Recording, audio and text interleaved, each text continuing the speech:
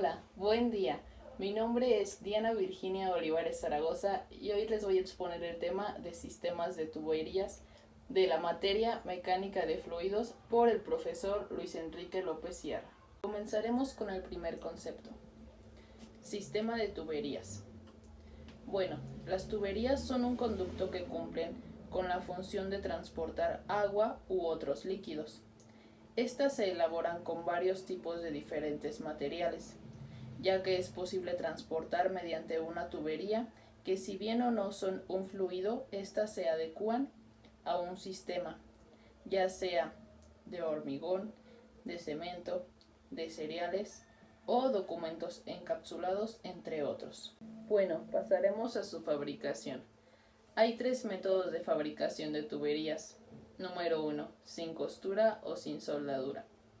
Esto quiere decir que la tubería se forma a partir de un lingote cilíndrico, el cual es calentado en un horno antes de la extrusión. Número 2. Con costura longitudinal. Esta parte de una lámina de chapa, la cual se dobla dándole la forma a la tubería, ya que la soldadura que une los extremos de la chapa doblada cierra el cilindro. Número 3. Con soldadura helicoidal o en espiral. Para esta fabricación, la metodología es la misma que el punto anterior. Seguimos con el comportamiento del fluido. Como podemos observar en las imágenes, tenemos dos colores, es el amarillo y el azul. El amarillo es gas y el azul es un líquido cualquiera. Existen diferentes tipos de comportamiento del fluido. En la primera imagen tenemos el tipo burbuja. En la segunda imagen tenemos el tipo tapón. Posteriormente está el tipo estratificado. En la cuarta es el tipo ondulante y así sucesivamente, que sería el tipo marea, el tipo rocío y el tipo anular. Los principales puntos del comportamiento del fluido en las tuberías son los siguientes. Factores que afectúan el caudal: viscosidad y resistencia, fricción y densidad de líquido.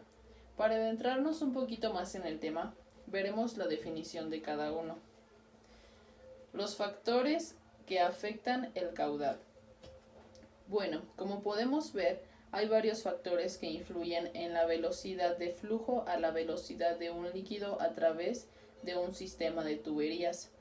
Los factores inherentes del propio fluido influyen la viscosidad, la temperatura y la densidad, ya que las características de tuberías varían, tales como la longitud, el diámetro interior, la rugosidad interna, los cambios de elevación, las curvas, las válvulas y las condiciones de entrada y de salida de las tuberías. Viscosidad y resistencia. La viscosidad mide la resistencia interna de un líquido al fluir, ya que esta es una fuerza de arrastre denominada resistencia del fluido. En el flujo de la tubería, el arrastre se incrementa por la rugosidad interna o la fricción de la tubería de conducción de cualquier líquido, puesto que las protuberías internas y las irregularidades en una tubería producen una fuerza de fricción que actúan en una dirección perpendicular al flujo. Entonces, aquí es donde se opone el flujo de líquido y realiza su velocidad. Obviamente, si la viscosidad es alta, la velocidad del líquido es baja. El flujo laminar resulta de un líquido que fluye suavemente en capas a través de la tubería.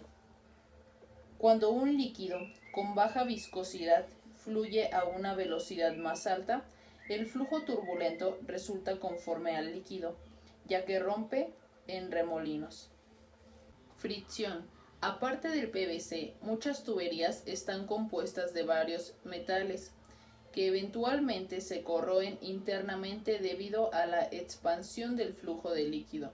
Por lo tanto, la rugosidad es un valor calculado que representa el tamaño promedio de las irregularidades en las paredes del tubo interno.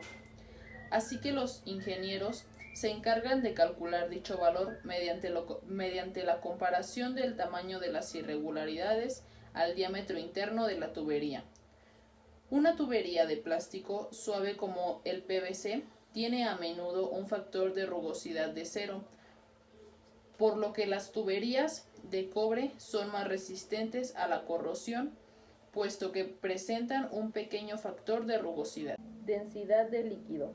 Posteriormente, la densidad es un factor en el flujo de fluidos de materiales compresibles. Un ejemplo sería los gases, ya que cuando se aplica presión al gas disminuirá en volumen y aumentará la densidad.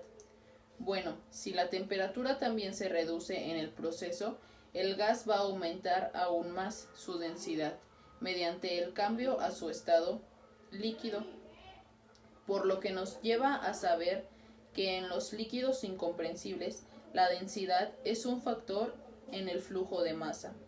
De acuerdo con las leyes de la dinámica de fluidos, un líquido aumentará su velocidad cuando pasa a través de un tubo de constricción, por lo que en la cantidad de masa que entra en la tubería es la misma que sale del tubo.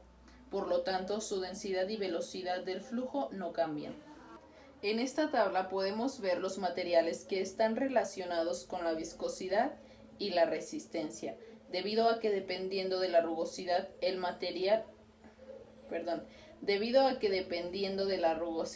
material es la resistencia que tendrá el material al pasar el líquido por la tubería. Hay dos tipos de pérdidas en las tuberías, primarias y secundarias. Posteriormente hablaremos de las pérdidas primarias. Las pérdidas primarias son las pérdidas de superficie en el contacto del fluido con la tubería. Esto quiere decir que está en contacto con la capa límite, ya que es el rozamiento de unas capas de fluido con otras. A esto se le conoce como régimen laminar o régimen turbulento. Tienen un flujo uniforme, principalmente en los tramos de tuberías de sección constante. Las pérdidas secundarias son las pérdidas que tienen transiciones, ya sea estrechamientos, expansiones o cambio de dirección de la corriente, tales como codos, válvulas o toda la clase de accesorios de tuberías. En el cálculo de las pérdidas de carga en tuberías juegan un papel discriminante dos factores. Número 1, el que la tubería sea lisa o rugosa, y número 2, el que el régimen sea laminar o turbulento. Como podemos observar en la imagen, la primera ecuación se utiliza para pérdidas lineales y la segunda ecuación se utiliza para pérdidas singulares, ya sea locales menores o en accesorios. Del lado derecho podemos observar la fórmula para sacar la viscosidad del fluido. En esta intervienen los factores tales como pérdida de carga debida a la fricción, factor de fricción de Darcy, longitud de la tubería, diámetro de la tubería, velocidad media del fluido, aceleración de la gravedad.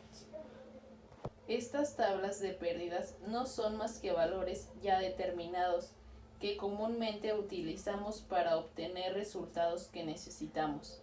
Por ejemplo, al calcular las pérdidas necesitaremos la constante de pérdidas de los accesorios para saber las pérdidas en el sistema. En serie. La tubería en serie consta de un flujo que va de un punto A hacia un punto B, sin nada que haga cambiar su curso. Lo que caracteriza a este tipo de tubería es que en el trayecto varía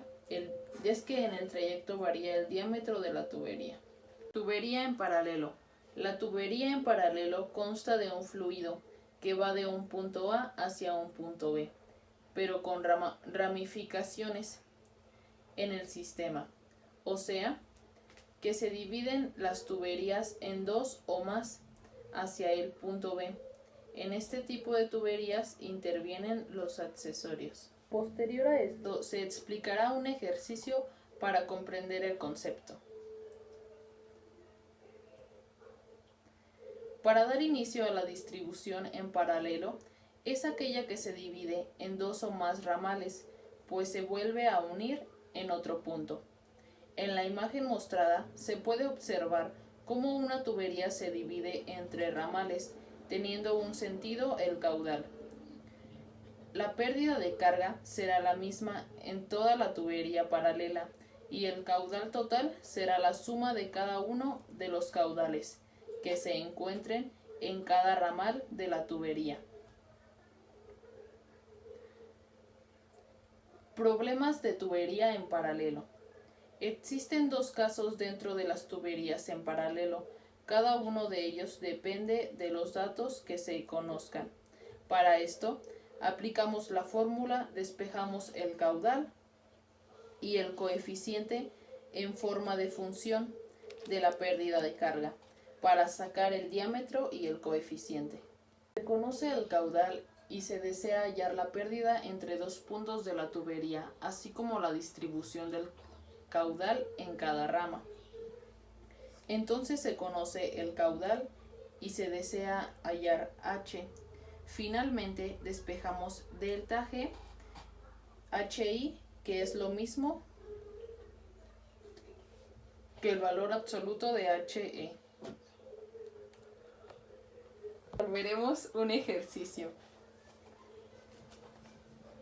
Los datos que se conocen del ejercicio son: tubería A, 1000 metros de largo, tubería B, 3000 metros de largo, el diámetro que tiene la tubería es de 30 centímetros, la temperatura con la que avanza el fluido es de 15 grados centígrados, el caudal A es de 0.4 metros cúbicos sobre segundo, no se conoce el caudal B y la rugosidad es de 0.6 milímetros. Se sabe que las pérdidas y el factor de fricción van a ser iguales en ambas tuberías, como la longitud de la tubería A es de 1000 metros y la de la tubería B es de 3000 metros. La longitud de B será igual a 3 veces la longitud de A. El diámetro de la tubería es el mismo. Teniendo esto en cuenta en la ecuación, el factor de fricción se puede reemplazar. En el factor de fricción se pueden reemplazar la relación de las longitudes, quedando de esta manera. Despejando, se sabe que la velocidad a al cuadrado es igual a 3 veces la velocidad b al cuadrado. Por lo tanto, la velocidad a sobre la velocidad b es igual a la raíz de 3, así que el caudal inicial es igual a la velocidad inicial por el área. Sustituyendo, llegaremos a las siguientes ecuaciones. Como el diámetro de la tubería no cambia su área, va a ser lo mismo en ambos puntos. Reemplazamos los datos que nos están dando dentro de las ecuaciones ya despejadas, obteniendo un caudal en B de 0.23 metros cúbicos sobre segundo, una velocidad en B de 3.25 metros sobre segundo.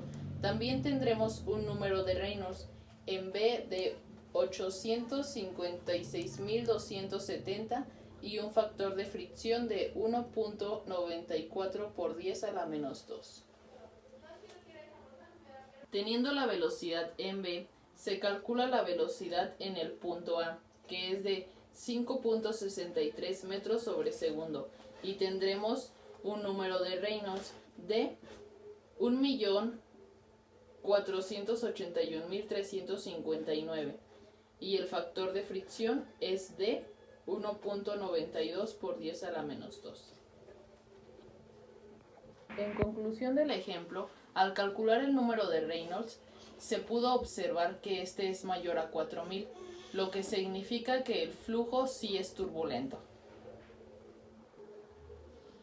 Bueno, por mi parte esto sería todo. Muchas gracias.